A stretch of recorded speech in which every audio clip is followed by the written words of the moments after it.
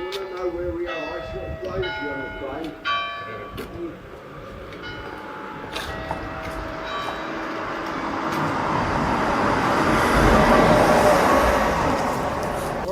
Can I help anybody?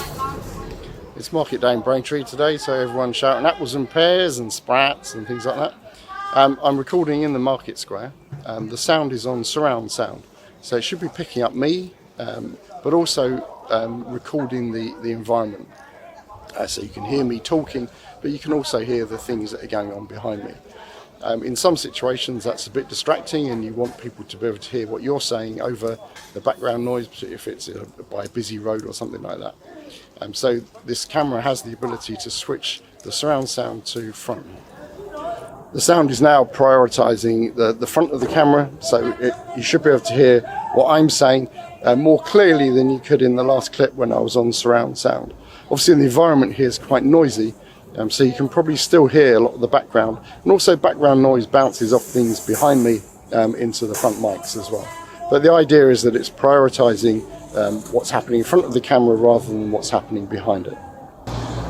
With the audio in tracking mode, it detects where the focus is going because the focus is in face detection mode, and the audio pinpoints that area.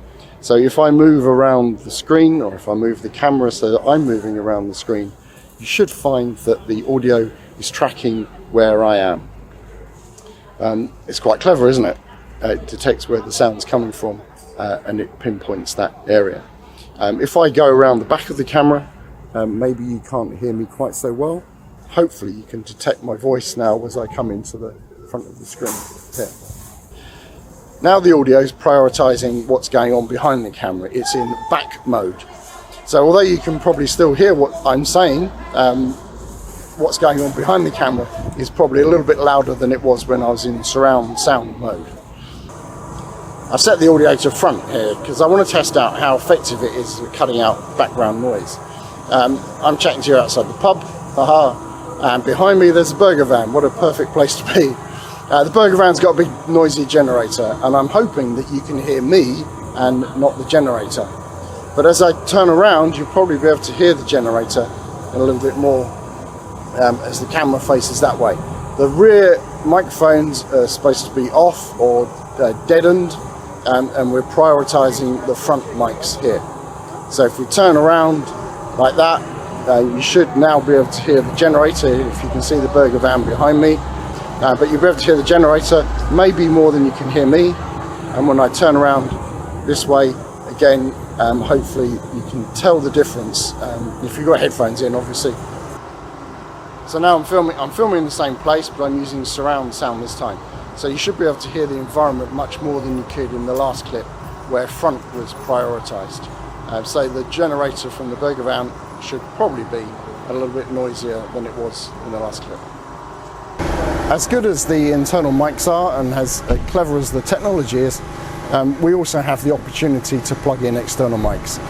Right now I'm using this £15 lavalier mic that I bought from a popular retailer.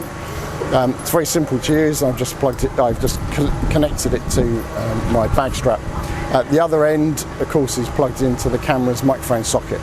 It's great to have a mic socket because then you can use more sophisticated microphones when you need to. I'm now using the Rode Videomic Pro.